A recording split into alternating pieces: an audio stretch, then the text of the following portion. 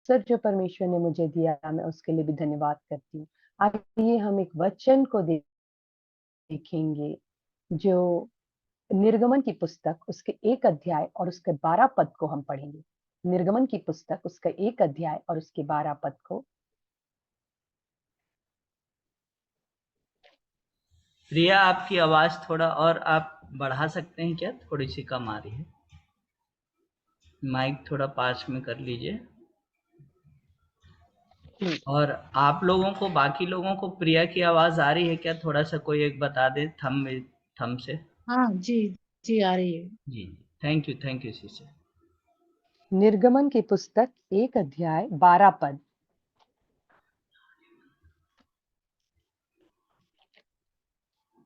यदि आप में से किसी को भी मिले तो उसे पढ़ सकते हैं। प्रिया, थोड़ा वीडियो भी आपका सही करो आप। हाँ, ऊपर थोड़ा। हाँ, सही है। क्या मेरी आवाज क्लियर है? हाँ, आ हाँ, रही, आ रही। हेलो। हाँ। निर्गमन की पुस्तक 1 अध्याय उसके 12 पद को मैं पढ़ रही हूँ आपके बीच में।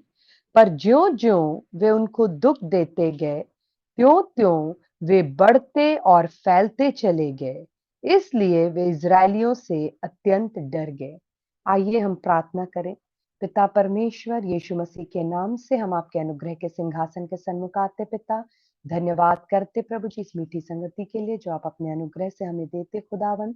धन्यवाद करते आपके दास दासी के लिए प्रभु जी। धन्यवाद करते वचन की सेवकाई के लिए जो इस प्लेटफॉर्म के द्वारा परमेश्वर पिता किया जाता। धन्यवाद करते उन गवाहियों के लिए जो लोगों के जीवनों में आपने आशीष के रूप में दिया खुदावन।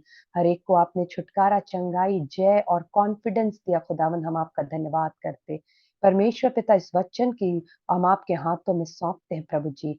इस वचन को पवित्र आत्मा परमेश्वर आप स्वयं लोगों के बीच में इंटरप्रेट कीजिए और इस वचन के द्वारा परमेश्वर पिता हम में से हर एक को आशीष दीजिए। आदर और महिमा आपको देते हुए धन्यवाद के विनती यीशु मसीह के नाम से मांगते हैं, आमीन। यहाँ वचन में लिखा हुआ है, हम सब जानते हैं कि इजरायली लोग जो मिस्र देश में रहते थे, उनके विषय में ये लिखा गया है और कहा गया है कि ज्यों-ज्यों वे उन्हें सताते थे, वैसे-वैसे वे और बढ़ते और फैलते जाते थे। आज परमेश्वर का आत्मा हम में से हर एक की सहायता करे कि हम इस वचन की गहराई को अपने हृदय में लेकर इसकी आशीष को के भागी हो जाए। हम सब जानते हैं कैसे मिस्र देश में यूसुफ पहले गया, फिर यूसुफ के पिता याकूब 70 लोगों के साथ 70 प्राणी उस देश में प्रवेश किए और वो 70 प्राणी जो है एक बड़ा राष्ट्र बन गया था मिस्र में। और मिस्री लोग जब इस बात को देखे और वे सोचने लगे ये बढ़ते जा रहे गिनती में, ऐसा ना हो कि ये हमारे शत्रु के साथ मिलकर हम हमारे ही विपरीत बलवा कर दे और राज्य को स्थापित कर दे। इसलिए वे उन्हें नाना प्रकार से सताने लगे और लिखा है वचन में, वे ज्यों-ज्यों उन्हें सताते थे, वैसे-वैसे वे और बढ़ते और फैलते चले गए। मेरे प्रियो, आज मेरा टॉपिक यही है, क्रिश्चियन ग्रोथ। हम सभी we all want to grow in Christian graces. हम सब की यही प्रार्थना होगी। हम सब जो मसीह में एक नया जन्म पाए हैं, यीशु मसीह में एक नई सृष्टि है, हम सब का एक प्रेयर जो मैं सोचती हूँ, विश्वास से जानती हूँ, कॉमन रहता है, वो ये है कि परमेश्वर मैं आप में बढ़ना चाहती हूँ। मैं और आप में क्या होना चाहती हूँ? परिपक्व होना चाहती हूँ। हम सब ग्रोथ को चाहते हैं। हम मसीही जीवन में आगे बढ़ना चाहते हैं। हम चाहते हैं कि हम और परिपक्व हों और मैच्योर हों। हमारे अंदर और भी जितने क्रिश्चियन ग्रेसेस हैं, जो हम ग्रेस कहते हैं, जिन्हें हम गिफ्ट्स कहते हैं, जो सिर्फ एक मसीही के अंदर रिफ्लेक्ट होता है, उन सारी बातों में हम बढ़ते चले जाएं। यहाँ उस बात के लिए एक उत्तर के रूप में वचन आया है। वो लिखा है कि इजरायली लोगों को जैसे जैसे वे सताते थे, वे क्या करते चले गए? बढ़ते चले गए। मेरे साथ यदि आप भजन संहिता 119 जिसको भी मिले वो पहले पढ़ सकता है, उसके 67 वर्स और 71 वर्स को पढ़ेंगे तो हम उसमें देखते हैं भजन संहिता 119 उसका 67 और 71।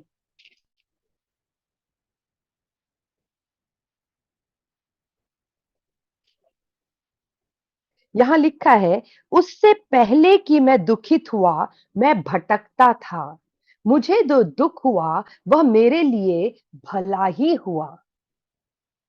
वचन में लिखा है, it's good that I am afflicted that I might learn the statutes of the Lord. It's good I am afflicted that I may not go ashtray. परमेश्वर ने अपने वचन में दाऊद, जब हम सभी जानते हैं कि दाऊद जो है जब सॉल से बचता भागता फिरता था, जंगलों में रहता था, जिसके ऊपर राजा का अभिषेक था, राजाभिषेक हुआ जो मनुष्य था, वो जो है लिखा है, मैं कुत्ते की नाई जंगलों में मारा मारा फिरता हूं। उस समय दाऊद ने बहुत से भजन लिखे और उन भजनों के में जिनमें वो सताया जाता था, वो लिखता है कि ये अच्छा हुआ क्योंकि उसने देखा कि परमेश्वर, हम सोचते हैं एक राजा की तैयारी जो है राजमहल में होती है, लेकिन मेरे प्रियो परमेश्वर के राज्य का इक्वेशन बहुत ही अलग होता है। वो जंगलों में एक राजा को तैयार कर रहा था, वो जंगलों में एक राजा को युद्ध करने की कला सिखा रहा था, वो जंगलों में एक राजा को बलवान बना रहा था। हम मूसा के भी विषय में देखते हैं,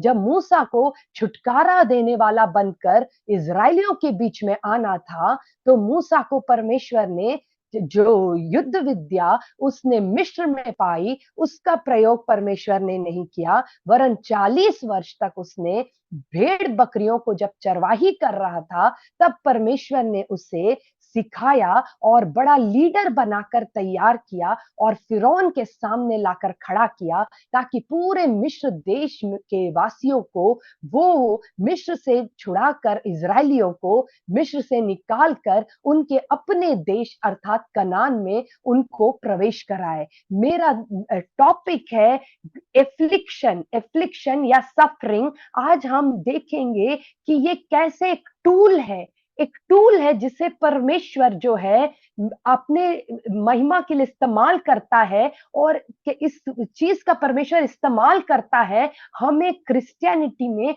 और बढ़ाने के लिए। ये वो सॉइल है जहां पर परमेश्वर का वचन कहता है, जहां हम क्रिश्चियन ग्रेसेस में डेवलप करते हैं। यदि आप मेरे साथ रोमियो की पत्री उसका 5 अध्याय और उसका 3 पद को पढ़ेंगे, 5 अध्याय और उसके 3 पद।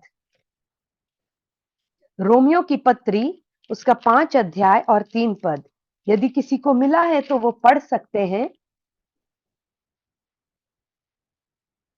केवल यही नहीं वरन हम क्लेशों में भी घमंड करें या आनंदित हों, यह जानकर कि क्लेशों में धीरज, धीरज से खरा निकलना और खरे निकलने से आशा उत्पन्न होती है। मेरे प्रियो, क्लेशों में भी हम घमंड करें। पौलुस लिखता है, rejoice in the Lord always, and again I से रिजॉइस। पौलुस कहता है हर समय हर परिस्थितियों में आनंदित हो। आज हमारे लिए भी ये वचन है कि हर समय हर परिस्थितियों में हम आत्मा का फल जो आनंद है उसमें आनंद करें। अब प्रश्न ये उठता है कि क्या जब हम क्लेश में हो तब भी हम आनंदित हो? क्योंकि जब आनंद का समय रहे तो हम आनंदित रहते हैं, लेकिन क्लेश में भी जब पौलुस लिखता है कि आनंदित हो, अर्थात क्लेश में भी आनंदित हो, और यहां वचन में स्पष्ट रीति से लिखा है, अपने क्लेशों में भी आनंद करो, अपने क्लेशों में भी क्या करो? आनंद करो, क्योंकि क्लेश से वचन में लिखा है कि धीरज उत्पन्न होता है, धीरज से खरा होना उत्पन्न होता है, और खरे होने से आशा उत्पन्न होती है। क्या हम इन बातों की प्रतीति कर रहे हैं कि यहाँ पे जो क्रिश्चियन ग्रेस है, पेशेंस लिखा है कि जो एफ्लिक्शन है उससे पेशेंस, परसेवरेंस डेवलप होता है। परसेवरेंस से आप जो है सिद्ध और खरे होते हैं और उससे जो है आशा उत्पन्न होती है। ये जो है क्रिश्चियन ग्रोथ का एक चेन है जिसे यहाँ पे वर्णन लिखा है, लेकिन इसका जो मूल है वो क्या है? Affliction. If you are afflicted, अगर एफ्लिक्शन है, हम में से कोई भी है, अलग अलग प्रकार से, किस रीति से हम नहीं जानते, परिवार में एफ्लिक्शन है, कलीसिया में एफ्लिक्शन है, या किसी भी रीति से अपने जॉब प्लेस में हम एफ्लिक्शन को फेस कर रहे हैं, कोई भी एफ्लिक्शन के होकर हम गुजर रहे हैं, ये वचन जो है हमारे लिए है कि ये परमेश्वर एक टूल की नाई हमारे लिए इस्तेमाल करते हैं कि हम जो है मसीह में क्या करें? उन्नति करें और बलवान होते जाएं। ये वो सॉइल है जिसमें हम डेवलप करते हैं। मेरे प्रियो, जब हम इन पत्रियों को पढ़ते हैं, न्यू टेस्टामेंट को जब हम पढ़ते हैं, हम एक पर्सपेक्टिव से पढ़ते हैं। ये पुराना नियम नहीं है, ये नया नियम है, जहां पौलुस और पतरस और अलग अलग जो परमेश्वर के दास जन हैं, वे कलीसिया को, जो मसीह में एक नई सृष्टि है, मसीह में जो संत हैं, उनको एड्रेस कर रहे हैं। यहाँ जो एड्रेस किया जा रहा है, अक्सर जब कोई स्पीच दिया जाता है या कोई पत्र लिखा जाता है, तो उसका रिसीव करने वाला कोई होता है, उसके कॉन्टेक्स्ट में वो बातें कही जाती हैं। और यहाँ पे जो उसको जिनको एड्रेस किया जा रहा है, वो मसीह में एक नई सृष्टि है, मसीह में पवित्र संत हैं, मसीह में परमेश्वर के चुने हुए लोग हैं। उनको एड्रेस करते हुए यहां लिखा जा रहा है, क्लेश से धीरज उत्पन्न होता है। अर्थात ये परमेश्वर की ठहराई हुई सिस्टम है कि परमेश्वर हमारे अंदर जो बीज है उनको कैसे फलवंत करता है। जैसे कोई बीज है, हम मसीह में एक नई सृष्टि जब है, कोई भी बात, मैं कहने का मेरा तात्पर्य है, I don't know how clear I am, मेरे कहने का तात्पर्य है कि कोई बाहर से चीजें नहीं आती, हमारे अंदर परमेश्वर का आत्मा वास करता है। जब हम मसीह में एक नई सृष्टि बनते, परमेश्वर का आत्मा हमारे अंदर क्या करता है? वास करता है। और ये परमेश्वर की आत्मा के गुण हैं, परमेश्वर की आत्मा के चरित्र हैं। हम सब जानते हैं आत्मा के 9 फल में एक कैरेक्टर है, वो है पेशेंस या परसेवरेंस। और परमेश्वर का चरित्र, परमेश्वर का गुण है, ये परमेश्वर का आत्मा हमारे अंदर रहता है। लेकिन ये जो सीड्स हैं, ये सीड को पेड़ों में कन्वर्ट होना, पौधों में कन्वर्ट होना अवश्य है। सीड हमेशा पोटेंशियल को बताता है। सीड हमेशा क्या बताता है? एक पोटेंशियल को बताता है। एक चावल का दाना जब मैं अपने हाथ में रखूं, तो उसमें कोई बोलेगा इसमें कई सैकड़ों चावल के दाने हैं, तो आपको लगेगा ये क्या बात कर रहे हैं। लेकिन जब हम उसे मिट्टी में डाल देते हैं, बो देते हैं, और जब फसल आता है, फसल उगता है, तो हम देखते हैं कि वो एक छोटा सा बीज जो मिट्टी में पड़ा है, एक फसल उगती है, राइस उगता है, और कई सारे दाने हम रीप करते हैं। क्या आप मेरी बात को समझते हैं? लेकिन वही दाना यदि हम एक म्यूजियम में रख दें या इसको एक ग्लास में सिर्फ एक स्पेसिमेन बना के रख दे, तो वो हमेशा चावल का दाना ही रह जाएगा, और हमेशा ये थ्योरेटिकल कॉन्सेप्ट ही रह जाएगा कि हाँ इसमें एक पेड़ है, हाँ उसमें फल है और कई सारे चावल के दाने हैं। वैसे ही मसीही जीवन भी है। हमारे अंदर परमेश्वर का गुण है, परमेश्वर का आत्मा हमारे अंदर वास करता है, क्रिश्चियन ग्रेसेस हमारे अंदर पाए जाते हैं, लेकिन वो पोटेंशियल के रूप में पाए जाते हैं, वो बीज के रूप में पाए जाते हैं। यदि आप मेरे साथ परमेश्वर का वचन निकालेंगे, पहला पत्रस उसका 1 अध्याय और उसका 23 से 25 पद यदि कोई मेरे साथ पढ़ेंगे, हम इन बातों को क्लियरली समझना चाहते हैं। पहला पत्रस उसका 1 अध्याय और उसका 23 से 25 पद।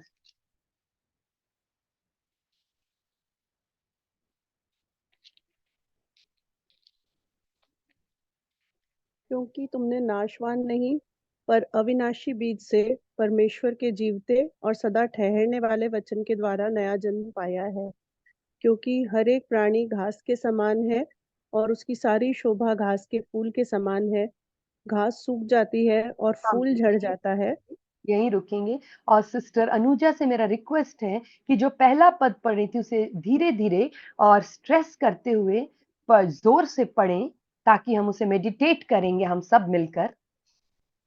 क्योंकि तुमने नाशवान नहीं पर तुमने अविनाशी बीज से नाशवान नहीं, अविनाशी बीज, परमेश्वर का वचन, अविनाशी बीज, हाँ, परमेश्वर के जीवते और सदा ठहरने वाले वचन के द्वारा नया जन्म पाया है।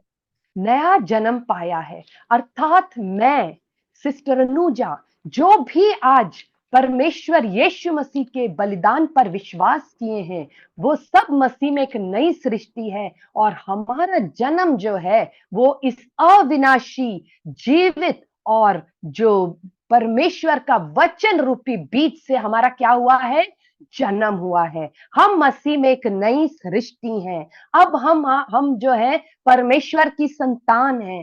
परमेश्वर के स्वभाव को हम कैरी करते हैं, परमेश्वर के चरित्र को हम कैरी करते हैं, परमेश्वर के गुणों को हम कैरी करते हैं। लेकिन ये किस फॉर्म में है, बीज के फॉर्म में है। क्या हम इस बात को समझ रहे हैं? ये किस फॉर्म में है, एक बीज के फॉर्म में है। और हम नहीं चाहते कि ये बीज के फॉर्म में ही रह जाए। हम चाहते हैं कि जैसे यशायाह में लिखा है, वे धार्मिकता के वृक्ष कहलाए जाएंगे। वो क्या कहलाए जाएंगे? धार्मिकता के वृक्ष कहलाए जाएंगे। ये वृक्ष के रूप में हमारे जीवन से धार्मिकता छलकने पाए। हर एक वो जो परमेश्वर का कैरेक्टर है, परमेश्वर का गुण है, वो हमारे अंदर से क्या हो, रिफ्लेक्ट हो, वो निकल कर आए। कोई नई बात हमारे अंदर नहीं आती मेरे प्रियो, जो हमारे अंदर है वो बाहर आती है। और मैं अब इस बात को कहना चाहूंगी, और जो एफ्लिक्शन है, जो सताया जाना है, जो ताड़ना है, जो मतलब दुख रूपी अग्नि है, उससे जो है हम मसीहों को डरने की जरूरत नहीं है, क्योंकि हम और निखर के निकलेंगे और हमारे गुण रिफ्लेक्ट होंगे। क्योंकि आग में यदि कोई जलती है, वो चीज है भूसी और लकड़ी और काठ, लेकिन आग में सोना हमेशा क्या होता है, ठहर जाता है। और मसीह में मैं और आप क्या हैं, सोना है। मसीह में मैं और आप क्या हैं, आत्मा के नए जन्म पाए हुए लोग हैं। इसीलिए ये बातें, ये जब दबाया जाता है, सताया जाता है, हम नाना प्रकार से, चाहे हम परिवार के रूप में हो, चाहे हम वर्क प्लेस में, चाहे हम पॉलिटिकली, चाहे हम मिनिस्ट्री में, नाना प्रकार से जब हम एक दबाव को महसूस करते हैं, हम एफ्लिक्शन को महसूस करते कि हमें एफ्लिक्ट किया जा रहा है, हमें सताया जा रहा है, अकारण हमसे लोग बैर कर रहे हैं, अकारण हमें जो है परेशान किया जा रहा, मेरे प्रियो आप समझ जाइए, इसे वेस्ट नहीं करना है। हर चीज को हम एक, परमेश्वर ने इन बातों को यदि हमारे जीवन में अलाउ किया है तो इसका एक पर्पस है। परमेश्वर इसे टूल के तौर पर इस्तेमाल करता है, और कुछ चीजें जो हमारे अंदर से बीज के रूप में है, परमेश्वर उसे रिफ्लेक्ट कर कर बाहर लाते हैं। और हमारे अंदर लिखा है, सताए जाने के द्वारा क्या उत्पन्न होता है, धीरज उत्पन्न होता है। धीरज से क्या उत्पन्न होता है, खरा उतरना होता है। और खरा उतरने के द्वारा क्या होता है, आपके जो है आशा उत्पन्न होती है। यशायाह नबी की पुस्तक उसके 48 और 10 में लिखा है, मैंने तुम्हें चुना है। मैंने तुम्हें क्या किया है, चुना है। कब चुना? लिखा है, मैंने तुम्हें दुख रूपी भट्टी में चुना है। दाऊद बैठे बैठे एक दिन परमेश्वर से बोल रहा था, जब परमेश्वर ने उसे बहुत बढ़ा दिया, राजा बना दिया, वो अपने घर में बैठा हुआ परमेश्वर के मंदिर को बनाने की चाहत रखता, और मन ही मन परमेश्वर से बोलता जा रहा था, परमेश्वर मैं क्या हूं, मेरा घराना क्या है कि तूने मुझे एक चरवाहे से हटाकर इतना बड़ा राज अभिषेक किया, और पूरे इज़राइल जाति पर मुझे राजा बनाकर शिरोमणि बनाया, मुझे पद दिया, प्रतिष्ठा दी, आशीषें दी, बरकतें दी और इन्फ्लुएंस दिया। मैं हूं ही क्या? परमेश्वर जो है दाऊद को चुन रहा था। दाऊद को बहुत से चरवाहे थे इज़राइल में उस समय, बहुत से चरवाहे भेड़ बकरियों को चराते थे, लेकिन दाऊद को परमेश्वर ने दुख रूपी भट्टी में चुन लिया। यदि आप मेरे साथ इस पद को पढ़ेंगे तो यशायाह नबी की पुस्तक 48 और 10 किसी को भी यदि मिलता है तो उसे जल्दी से पढ़ सकते हैं। यशायाह नबी की पुस्तक उसका 48 अध्याय और उसके 10 पद को यदि हम गौर से पढ़ेंगे। देख, मैंने तुझे निर्मल तो किया, परंतु चांदी के समान नहीं। मैंने दुख की भट्टी में परख कर तुझे चुन लिया है। आमीन। मैंने दुख की भट्टी में परख कर क्या किया? तुझे चुन लिया। लिखा है ना, बुलाए तो बहुत है लेकिन चुने हुए थोड़े हैं। कई बार हमें भी नहीं समझ आता कि हमारा चुनाव कैसे हुआ। मेरे प्रियो, वो परिस्थितियां, वो स्थितियां जहां लोगों ने मसीह का इनकार किया, आपने उस परिस्थिति में भी मसीह को थामे रखा। आपने उन परिस्थितियों में भी क्रिश्चियन ग्रेसेस को रिफ्लेक्ट किया और परमेश्वर ने आपको वहां पर चुन लिया, क्योंकि आप जो थे काठ नहीं, लकड़ी नहीं, आप क्या रहे? सोना, खरा सोना। जैसे मैंने दाऊद के विषय में बताया, जितनी बातों से होकर दाऊद गुजरा, यदि कोई उतनी बातों से होकर गुजरता तो वो शायद परमेश्वर के ऊपर सवाल उठाने लगता और परमेश्वर के वचन की सच्चाई पर सवाल उठाने लगता, परमेश्वर की वफादारी पर सवाल उठाने लगता। क्योंकि दाऊद के भी जीवन में ऐसा कई बार हुआ कि परमेश्वर का हाथ कहां है उसे पता भी नहीं चलता था, और शॉल की जो आर्मी थी, शॉल जो था उसके पीछे निरंतर पड़ा हुआ। कई बार तो उसे ऐसा महसूस होता था कि वो अपने जान से भी हाथ धोना पड़े उसे। ऐसी ऐसी परिस्थितियों से मौत को उसने बड़े करीबी से देखा, लेकिन वहां पर भी वो परमेश्वर के लिए उसका हृदय खड़ा रहा, उसका हृदय परमेश्वर में विश्वासी बना रहा। और वहां पर वो नहीं जान रहा था, लेकिन परमेश्वर एक चुनाव को कर रहे थे और दुख रूपी भट्टी में परमेश्वर ने उसे चुन लिया। हाँ, ये योग्य है, ये राजा बनने के योग्य है, ये मेरी प्रजा इजराइलियों की चरवाही करने के योग्य है। ओरपा भी थी, रूत भी थी, दोनों विवाह किए, दोनों मोआब में दो बहुएं थी नेओमी की। वक्त जो है एक जैसा था, सब चीज एक जैसे लग रही थी, लेकिन जब दुख की घड़ी आई, जब नेओमी के साथ छूछे हाथ लौटने की पारी आई, तो ओरपा जो है वो अपने लोगों के बीच में लौट गई, वो कंफर्ट जोन में बनी रही। लेकिन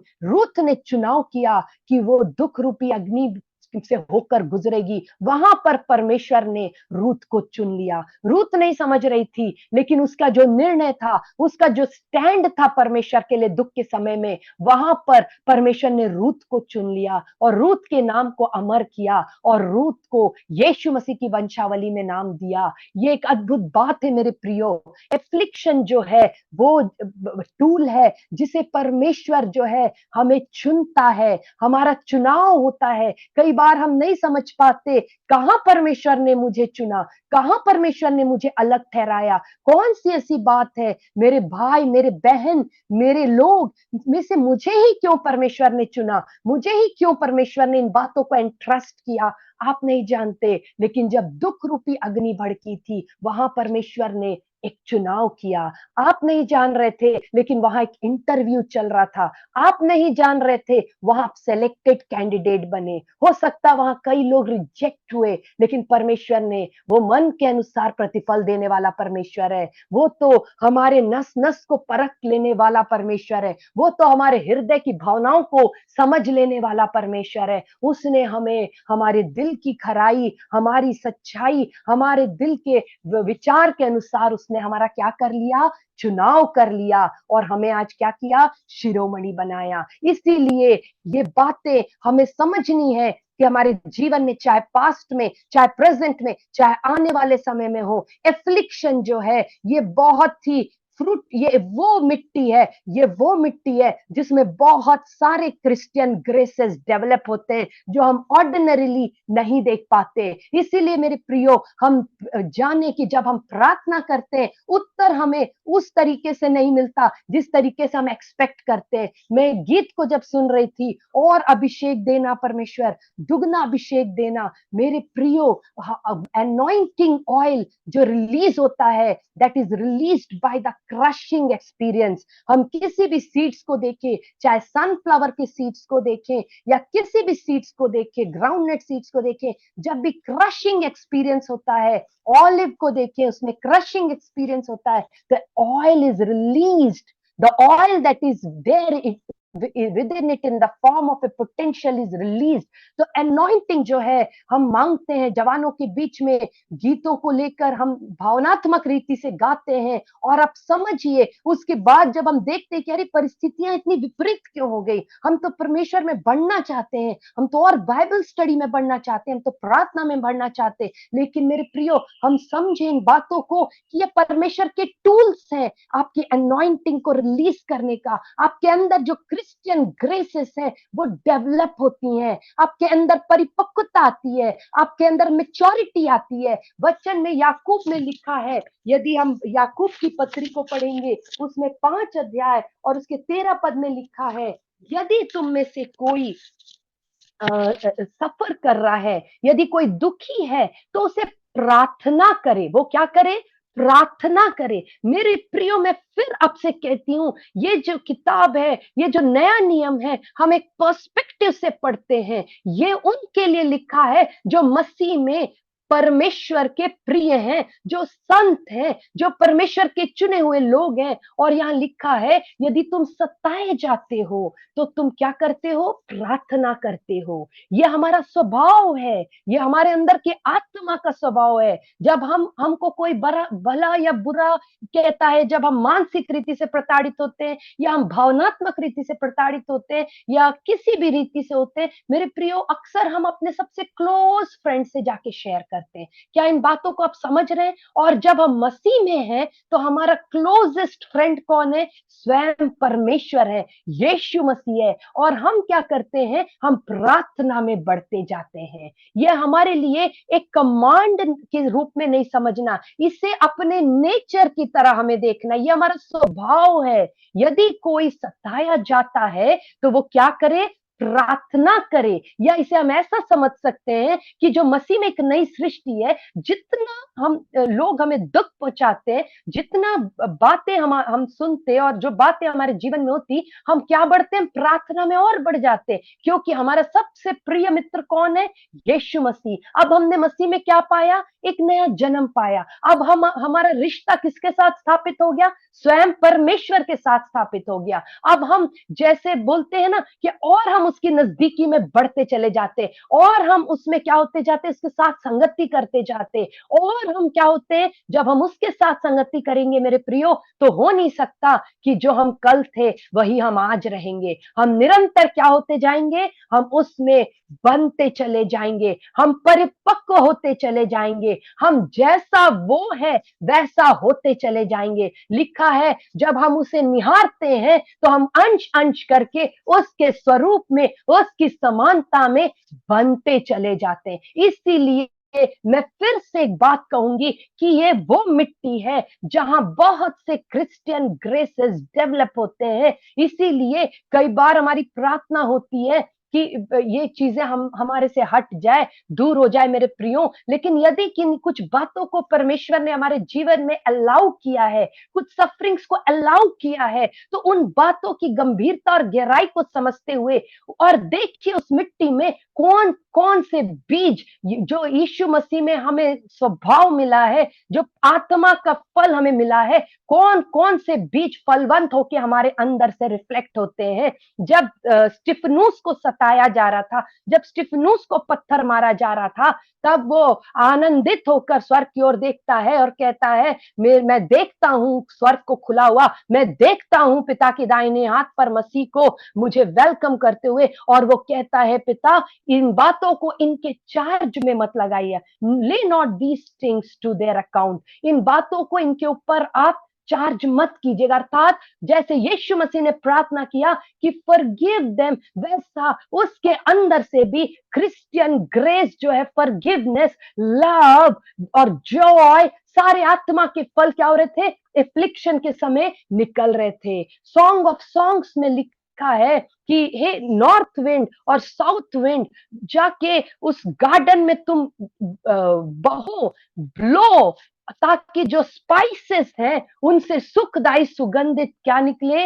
खुशबू निकले। मेरे प्रियो, जैसा मैंने कहा, जब ऑलिव्स को हम क्रश करेंगे तो olive oil, anointing oil release होता है। वैसे ही हमें समझना है कि हम मसीह में जो परमेश्वर के लोग हैं, जब हम क्रश किए जाएंगे, जब दुष्ट को क्रश किया जाता है तो उसके अंदर से दुष्टता निकलेगी। जैसे आप कड़वे नीम को, या कड़वा जो क्या बोलते हैं उसे, करेले को जितना भी क्रश करेंगे और कड़वाहट निकलेगी। वैसे ही जब एक मसीही को क्रश किया जाता है, जब उसे तकलीफ पहुंचाई जाती है, उसके अंदर से और क्या निकल सकता है सिवाय पवित्रात्मा और पवित्रात्मा के गुण, परमेश्वर का चरित्र, परमेश्वर का कैरेक्टर, परमेश्वर का प्रेम जो दबा हुआ हमारे अंदर है, वो और खुल के निकलता जाता है। वो स्त्री जो संगमरमर के पात्र को तोड़ दी, तो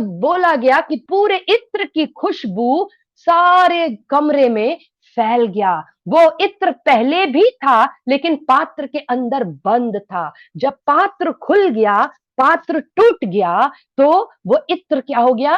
फैल गया, खुशबू फैल गई। वैसे ही जब हमें तोड़ा जाता है, हम टूटते हैं, भावनाओं में टूटते हैं, हमारा अहम टूटता है, तो हमारे अंदर से परमेश्वर का गुण जो है और बखूबी खूबसूरती से निकलता है, और उससे जो सुखदाई सुगंधित खुशबू निकलती, मेरे प्रियो, वो परमेश्वर के सन्मुख एक धूप की नाई है। हम सब जानते हैं कि पूजा में, अर्चना में धूप जलाया जाता, सुगंधित सुखदाई। हमारी प्रार्थनाएं जो उठती हैं टूटे हुए मन से, हमारी आराधना जो उठती है टूटे हुए मन से, वो परमेश्वर के सन्मुख क्या हो जाता है? ग्रहण योग्य हो जाता है। उसमें खुशबू होती है प्रेम की, उसमें खुशबू होती है माफी की, उसमें खुशबू होती है धीरज की, और परमेश्वर के गुणों को परमेश्वर देखता है। जब वो अपने गार्डन में आए, तो उसके गार्डन में वो फलों को चाहता है। लिखा है वो आता है और फल को एक्सपेक्ट करता है। तो क्रिश्चियन ग्रेसेस को वो एक्सपेक्ट करता है।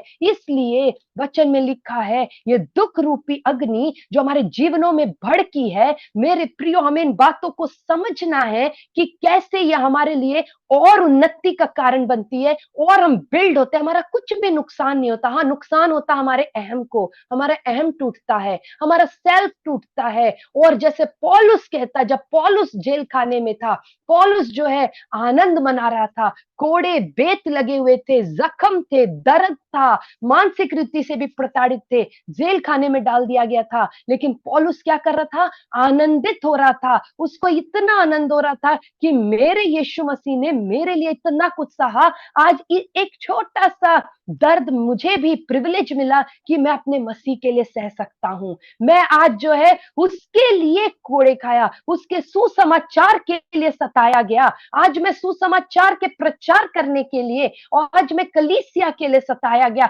एक समय में मैं कलीसिया को सताता था, आज मैं कलीसिया के कारण दुख उठा रहा हूं, सताया जा रहा हूं। मेरे परमेश्वर यीशु की महिमा हो रही है। मेरे परमेश्वर के लिए मुझे ये दुख उठाने का अनुग्रह मिला है। उसके लिखा है, उसके दुखों में, उसके मृत्यु के जो मर्म है, उसमें शामिल होने का मुझे अनुग्रह मिला है। मैं पार्टेक कर पा रहा हूं उसके सफरिंग्स में, उसके सफरिंग्स में पार्टेक करने का ग्रेस मुझे मिल रहा है। ये मेरे लिए क्या है? बहुत ही आनंद का विषय है। इन बातों को हमें समझना है मेरे प्रियो, कि कौन सी सॉइल में कौन से ग्रेसेस डेवलप होते हैं। एफ्लिक्शन वो सॉइल है जिसमें परमेश्वर अपने लोगों को बिल्ड करता है। जैसे लिखा है, इजरायली लोग जितना सताए गए उतना मल्टीप्लाई हुए। आज हम जितना सताए जा रहे हैं उतना मल्टीप्लाई होंगे। इसीलिए मेरे प्रियो, कलीसिया एंड टाइम्स में हम जीवन को जी रहे हैं, और हम चारों तरफ सुनते हैं कि सताव की आग लगी हुई है, झूठे झूठे इल्जाम लगाए जा रहे हैं, और लोगों को गलत तरीके से बंदी बनाया जा रहा है, बदनामी और निंदा की जा रही है। लिखा है, तुम्हारा स्वर्ग में बड़ा प्रतिफल है। हमें इन बातों को समझना है कि परमेश्वर इन बातों को हमारे उन्नति के लिए इस्तेमाल कर रहा है, हमें और मसीह की नजदीकी में बढ़ा रहा है। कई सारी बातें जो हमारे अंदर है, लिखा है कि जब फर्नेस में डाला जाता है, लिखा है दुख रूपी अग्नि, दुख रूपी भट्टी जब डाला जाता है, सोना की जो मलिनता है वो नष्ट होती है, सोना में आंच भी नहीं आता। सोने के ऊपर जो मलिनता है, हो सकता है समय समय कि हम नहीं जानते कौन सी बात है, हो सकता हमारे हृदय में कोई और बात है जो दिल में जगह लेने की कोशिश कर रही हो, कोई और बात है जिसे हमने परमेश्वर के आगे दर्जा दिया। परमेश्वर सहायता करे कि जब आग लगती है तो ये सारी बातें मिट जाती है, संसार से हमारा जो लगाव है वो टूट जाता है, व्यर्थ की बातें हमारे जीवनों से दूर होती है, और जो है परमेश्वर एक बार फिर हमारे जीवन का क्या बन जाता है, केंद्र बिंदु बन जाता है। एक बार फिर परमेश्वर जो है हमारे जीवन का सेंटर बन जाता है, और परमेश्वर और हम उसके साथ नजदीकी में बढ़ते हैं, हम प्रार्थना के जीवन में बढ़ते हैं, हम उससे रूबरू होते हैं, हम हमारा उसके साथ घनिष्ठता बढ़ता है, हम उसके स्वभाव में ढलते चले जाते हैं, हमारे आचरण में परिवर्तन आता जाता है, हम उसकी आवाज के प्रति और संवेदनशील हो जाते हैं, हम वचन को मनन करते हैं। यीशु मसीह के विषय में इब्रानी की पत्री, यदि आप मेरे साथ 5 और उसका 8 निकालेंगे, 5 और उसका 8, जल्दी से मैं इसको समअप कर रही हूं, बस आखिरी पद है ये, इब्रानी की पत्री 5 और उसका 8 पद।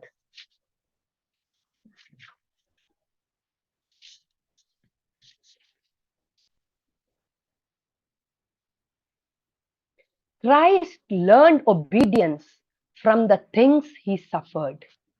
Christ learned obedience from the things he suffered. यीशु मसीह ने दुख उठा उठाकर आज्ञा मानना सीखा। एक बार फिर मैं इस बात को कहती हूं मेरे प्रियो, किसी को भी मिले तो हम इस पद को हिंदी में एक बार पढ़ सकते हैं अच्छे से, धीरे धीरे और जोर से। पुत्र होने पर भी उसने दुख उठा उठाकर आज्ञा माननी सीखी।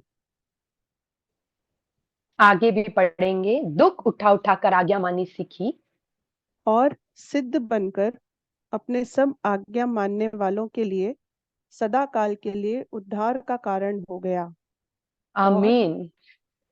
और उसे परमेश्वर की ओर से मलकीसिदक की रीति पर महायाजक का पद मिला। आमीन। इस पद को यदि हम पढ़ेंगे, एक बार फिर मैं कहना चाहूंगी, यीशु मसीह जब इस दुनिया में आए 100% ह्यूमन बन के आए। आज हम सभी आर्टिफिशियल इंटेलिजेंस वर्ल्ड में रहते हैं, जहां एक कॉन्सेप्ट है बहुत ज्यादा मशीन लर्निंग, डीप लर्निंग, इन बातों को हम उठते बैठते सुनते हैं। वो कुछ नहीं है बल्कि ह्यूमन ब्रेन का एक सिमुलेशन करने का प्रयास किया जा रहा, जहां मशीन्स जो हैं सिर्फ जितना हम उन्हें प्रोग्राम करते उतना ही नहीं, लेकिन उनके अंदर लर्निंग कैपेबिलिटी भी डाला जा रहा कि वो लर्न करते जाएं, और आगे हमने तो प्रोग्रामिंग कही है, लेकिन वो आगे चलकर लर्न करके भी कुछ चीजों को इन्फ्रेंस ड्रॉ करने पाए, जैसे हम लर्न करते हैं। अर्थात मेरे कहने का मतलब है, हमको सिमुलेट करने का कोशिश किया गया मशीन्स में, ह्यूमंस को परमेश्वर ने लर्न करने के लिए डिजाइन किया, हर चीज हम सीख कर नहीं आते। और जब यीशु मसीह भी इस दुनिया में आए 100% ह्यूमन बन के आए, और उन्होंने भी लर्न किया, ओबीडियंस को उन्होंने लर्न किया। लिखा है दुख उठा उठा कर उन्होंने क्या किया, ओबीडियंस को लर्न किया, और हर पॉइंट पे वो ओबीडियंट बने,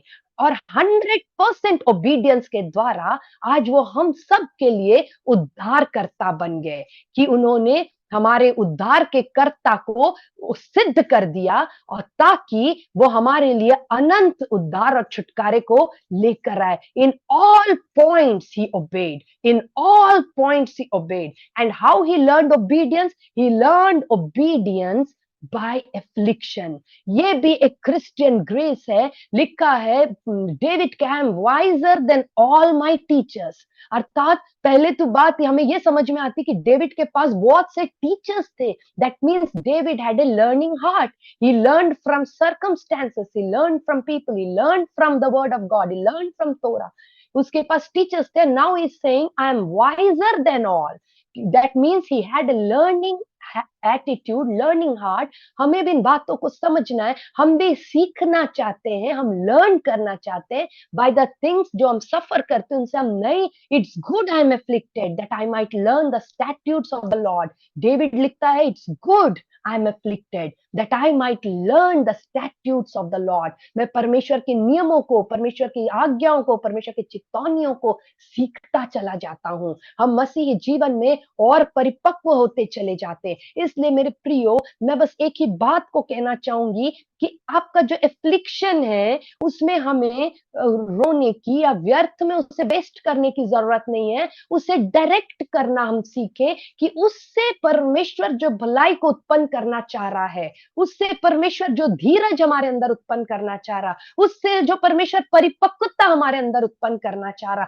उसके द्वारा जो नजदीकी परमेश्वर हमारे और परमेश्वर के बीच में उत्पन्न करना चाह रहा, उसके द्वारा परमेश्वर जो हमारे अंदर आज्ञाकारिता को उत्पन्न करना चाह रहा, उसके द्वारा परमेश्वर जो हमारे प्रार्थना के जीवन को रिवाइव करना चाह रहे, उसके द्वारा जो परमेश्वर हमारे वर्ड स्टडी के लाइफ को रिवाइव करना चाह रहे, let him have his own way. और the more we will be afflicted the more we will grow.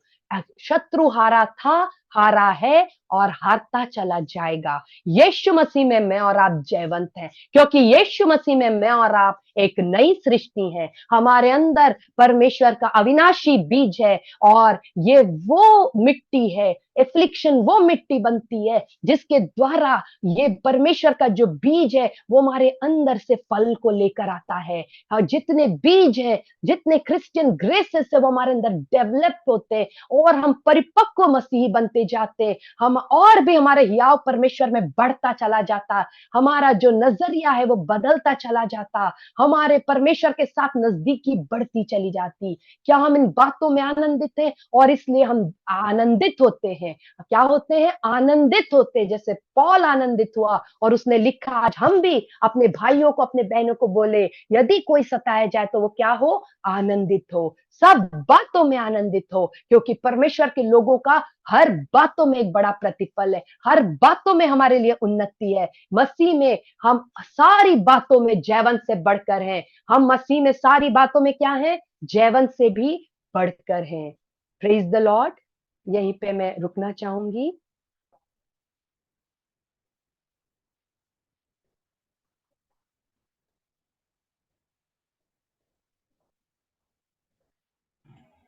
Praise the Lord. प्रभु का धन्यवाद हो सुंदर वचन के लिए। परमेश्वर का धन्यवाद करते हैं आज के सुंदर वचन के लिए जो प्रिया ने दिया, और प्रिया को भी मैं धन्यवाद कहना चाहता हूं कि एक बहुत अच्छा रेवलेशन उन्होंने दिया है। और वास्तव में परमेश्वर ने संसार को बीज के रूप में ही बनाया है। जो कुछ भी उसने बनाया है उसमें बीज को रखा है, और हमें भी उसने अविनाशी बीज से उत्पन्न किया है। और बीज में एक खास बात, अभी पिछले हफ्ते मैं इस बारे में सोच रहा था, और सचमुच में जो वचन मिलता है एक ही चरवाहे के द्वारा मिलता है। और बीज के विषय में परमेश्वर ने मुझसे बात की, और बीज के विषय में ये मैंने मतलब जो मैंने जाना कि बीज जो है वो एक ऐसी चीज है जो बाहर से बहुत छोटा है और अंदर से बहुत विशाल है। ये बीज की एक खास बात होती है। और बीज बोया जाता है और जैसा दाना भूमि में पड़कर जब मर जाता है, और इन्हीं बातों को हम प्रचार करते आ रहे हैं कि अहंकार के बारे में मैंने प्रचार किया था कि हमारा मैं मिटे तो उससे हम नई सृष्टि के रूप में वापस से परमेश्वर जन्म हमें देता है। और कई लोग बोलते हैं रेस्टोरेशन रेस्टोरेशन। कई बार रेस्टोरेशन हम दुनिया में देखते हैं, लोग गरीब फटे हाल हो जाते हैं, कभी अमीर थे फिर गरीब हो गए, फिर वापस से रेस्टोर हो जाते हैं। तो परमेश्वर ऐसा नहीं करता है। परमेश्वर हमें मसीह में नई सृष्टि बनाता है। रेस्टोरेशन और नई सृष्टि के बारे में हमको भी समझना जरूरी है कि कई बातों में परमेश्वर हमें रेस्टोर करता है, और वास्तविक रूप में परमेश्वर का जो योजना है वो नया बनाने की योजना है। हमें नया बनाता है परमेश्वर। यदि हम आदम में रिस्टोर किए जाए तो हम फिर से वहीं पहुंच जाएंगे जहां से आदम ने गलती की थी। इसलिए परमेश्वर एक नए मनुष्य को हमारे अंदर उत्पन्न करता है, जो सत्य की धार्मिकता और पवित्रता में सिरजा गया है। परमेश्वर का धन्यवाद करते हैं सुंदर वचन के लिए जो प्रिया के द्वारा पहुंचा है, और वो जो नया मनुष्य है उसको जितना भी दबाया और कुचला जाता है उसमें से रस और सुगंध उठती है और फैलती है, वो सबके लिए होती है। प्रभु का धन्यवाद करें। आइए हम प्रार्थना करेंगे, और मैं चाहूँगा कि अनुजा सिस्टर हमारे बीच में है, एक छोटी प्रार्थना करें, उसके बाद हम मीटिंग को समाप्त करेंगे। हालेलुया। प्रभु जी आपका धन्यवाद देते हैं प्रभु इस सभा के लिए। परमेश्वर प्रभु जी आपने ऑनलाइन माध्यम से खुदावंद आपके नाम से अपने लोगों को इकट्ठा किया परमेश्वर पिता, अपने झुंड को। पर प्रभु जी आपने अपने आप एक भले चरवाहे हैं परमेश्वर पिता, और इसलिए आपने अपने झुंड को एक बार फिर से दिशा निर्देश देने के लिए परमेश्वर पिता अपने पवित्र आत्मा के द्वारा एक वचन से हमसे बात किया परमेश्वर पिता। हम धन्यवाद देते हैं प्रभु। ये बातचीत हमारी आत्मा तक, अंदर तक अविनाशी बीज जो आपने हम में रखा परमेश्वर प्रभु जी, उस अविनाशी बीज को वृक्ष बनने तक के लिए प्रभु जी उस सहायता, उस जर्नी में प्रभु जी आपका सहायता करे परमेश्वर पिता। आपका दिशा निर्देश हमें आगे बढ़ाए परमेश्वर प्रभु जी, कि हम बढ़ते जाएं। ये वचन परमेश्वर प्रभु जी हम सबके लिए एक आशीष का कारण बने खुदावन। और प्रभु जब अभी से लेकर के अगली बार हम जब तक मिलते पिता, तब तक के लिए परमेश्वर प्रभु जी हमारे को निरंतर, हमारी आत्मा को आपकी आत्मा के साथ में एक आकार करने में प्रभु सहायता करे। प्रभु हम अंश दर अंश नहीं परमेश्वर पिता, पर परमेश्वर प्रभु जी अपने मन के नए हो जाने से खुदावन देह प्राण और आत्मा में प्रभु जी त्रियक परमेश्वर के समान उस सिद्धता में बढ़ते जाएं खुदावन। ये हम दुआ करते हैं प्रभु। हम वचन के लिए धन्यवाद देते हैं परमेश्वर पिता। आपके दास दासियों के लिए धन्यवाद देते प्रभु जी, जिनसे आप बातचीत करते परमेश्वर प्रभु जी।